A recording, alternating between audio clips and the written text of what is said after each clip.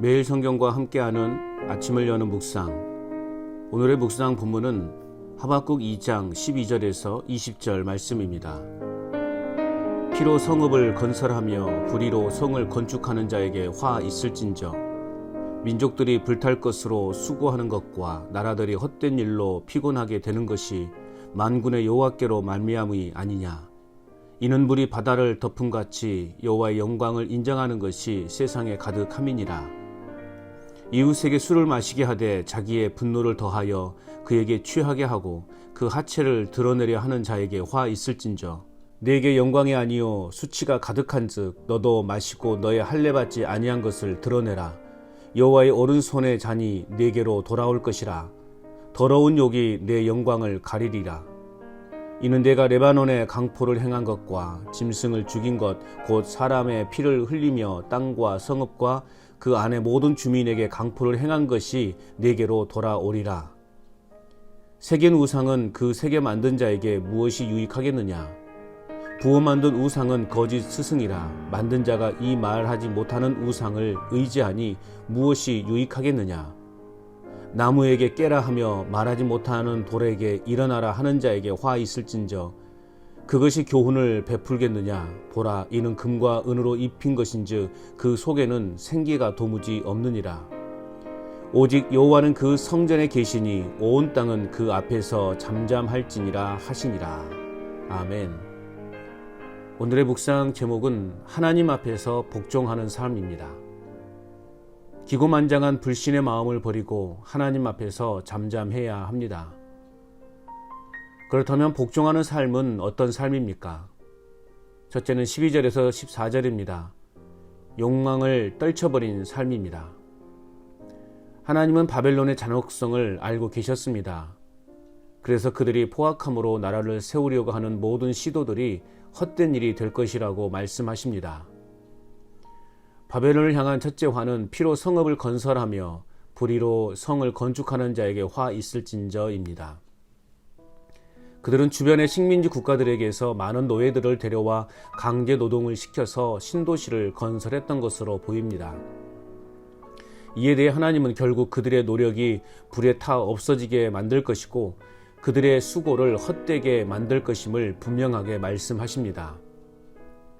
궁극적으로 하나님이 원하시는 것은 인간의 헛된 욕망을 떨쳐버리고 모두의 인권이 존중되며 하나님의 평화와 정의가 통치하는 나라가 되게 하는 것입니다.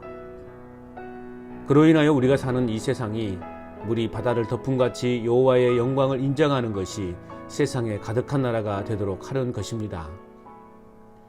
모든 분열과 갈등의 원인은 인간 안에서 숨죽이며 기회를 엿보고 있는 욕망 때문입니다. 그 욕망이라는 것은 마그마처럼 부글부글 끓고 있다가 기회가 되면 용솟음처럼 솟아올라 나의 삶을 지배해버리게 됩니다. 힘이 정의이며 하나님의 존재에 대해서 강하게 부정을 하면서도 뭐가 문제가 되겠느냐고 큰 소리를 치는 불신앙의 삶을 살아가게 됩니다. 그러나 하나님의 정한 때가 되면 기고만장하게 세운 나의 모든 것들을 심판하셔서 순식간에 쓸어버리실 것입니다. 헛된 욕망은 나의 삶에 허무한 결과만 가져다 줍니다. 헛된 욕망은 하나님의 통치를 거부하도록 합니다. 그러나 하나님의 영광이 미치지 않는 곳은 없습니다. 그러므로 헛된 욕망을 버리고 하나님의 위엄 앞에 굴복하여 복종하는 삶을 살아가야 하겠습니다.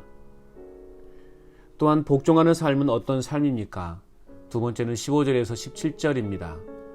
죄악을 멀리하는 삶입니다. 넷째 화의 예언에 대해 말씀하십니다. 바벨론 사람들이 이웃에게 술을 취하게 하여 그들의 수치를 드러내게 만듭니다. 그 결과 술 취한 이웃은 잠깐의 향락에 빠져 자신이 처한 수치스러운 상황을 알지도 못하게 됩니다. 그들은 자신들의 새로운 도시를 건설하는 데 필요한 나무들을 얻기 위해 레바논의 백향목 등을 모두 잘라버렸습니다. 벌거벗겨진 살림 속에 있던 짐승들은 모두 죽게 되고 나무들의 벌목을 위해 강제로 노역에 참여한 많은 레바논의 사람들이 피를 흘리며 희생을 당하게 되었습니다. 이러한 상황을 만든 바벨론을 향하여 하나님은 주의 오른손의 잔이 내게로 돌아올 것이라. 더러운 욕이 내 영광을 가릴 것이며 강포를 행한 것이 내게로 되돌아갈 것이라고 말씀하십니다. 바벨론은 자신들이 저지른 수많은 죄악들이 나중에 어떠한 결과로 자신들에게 되돌아올 것인지를 알지 못했던 것입니다. 심는 대로 거두게 하시는 하나님이십니다. 포악함과 수치가 자랑과 영광이 아니라 오히려 참을 수 없는 모욕과 수모가 되도록 하실 것입니다. 다시 말하면 모든 죄는 반드시 그 대가를 치른다는 것입니다. 이것이 하나님의 공의입니다. 이것이 하나님의 심판이자 정의입니다. 신기루 같고 한낮의 꿈 같은 영화를 누리고자 악한 권력자들과 불의한 자들이 내민 달콤한 손을 덥석 붙잡지 않아야 하겠습니다. 죄악을 따르지 말고 하나님의 위엄 앞에 굴복하여 복종하는 삶을 살아가야 하겠습니다. 끝으로 복종하는 삶은 어떤 삶입니까? 마지막 세 번째는 18절에서 20절입니다.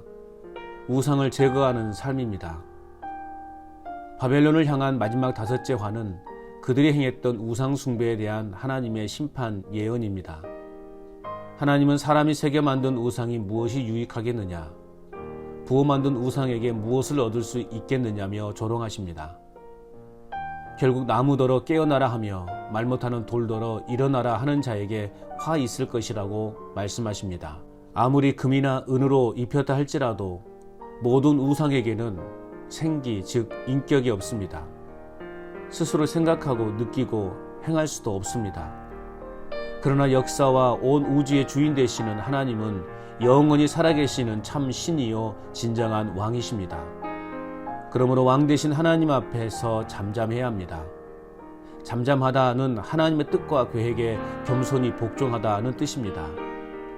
하박국은 하나님의 응답을 듣고서 잠잠할 수밖에 없었습니다. 하나님에 대해 제대로 모르기 때문에 세상 사람들은 하나님에 대해 함부로 떠들고 마음대로 말합니다. 그런데 하나님이 어떤 분이신지를 제대로 알게 되면 잠잠할 수밖에 없을 것입니다. 내 자신이 하나님에 대해 제대로 깨닫지 못하고 살아가고 있는 것은 내 안에 존재하고 있는 우상이 있기 때문입니다.